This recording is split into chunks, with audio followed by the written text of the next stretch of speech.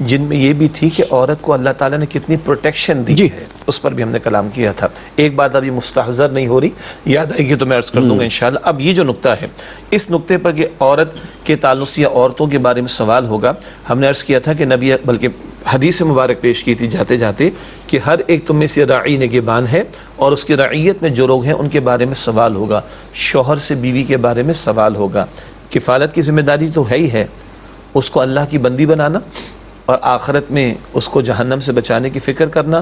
اس کے بارے میں شوہر سے سوال کیا جائے گا۔ اتنی بھاری ذمہ داری مرد پر ڈال کر اس کو قوام یعنی ذمہ دار ٹھہرایا گیا۔ اور دوسری جو بات آپ نے ابھی پیش کی، یہ ہے حجۃ الوداع کا خطبہ، جہاں نبی اکرم صلی اللہ علیہ وسلم نے ارشاد فرمایا اتقوا اللہ فی نسائکم، کہ اللہ کے بارے اتقوا اللہ فی نسائکم، اپنی بیویوں کے بارے میں اللہ تعالیٰ سے ڈرتے رہنا۔ تم نے اللہ کا نام لے کر ان کو حلال کیا ہے،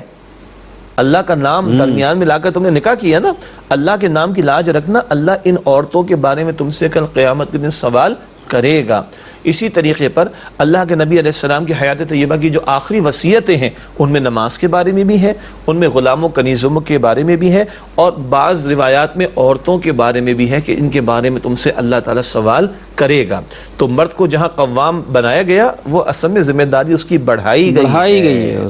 اور وہ جواب دہی کے احساس کے ساتھ اس کو۔ باقی اگر وہ یہ سمجھ رہا ہے کہ میں قوام اور میں بڑا ہوں، یاد رکھے وہ، اور میں اپنے اختیار کا غلط استعمال کر لوں تو کچھ نہیں، تو وہ یاد رکھے اسی سورہ نساء آیت نمبر 34 کے بعد آیت نمبر 35 میں اللہ تعالیٰ نے فرمایا کہ سب سے بڑا اللہ تعالیٰ ہے۔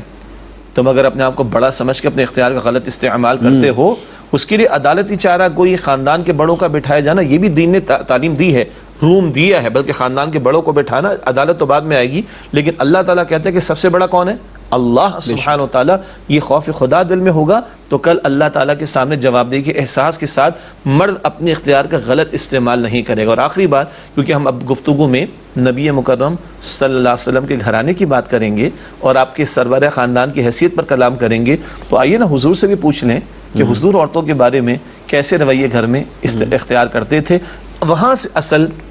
پریکٹیکل گائیڈ لائنز ہیں جو ہمیں ملیں گے انشاءاللہ تعالیٰ۔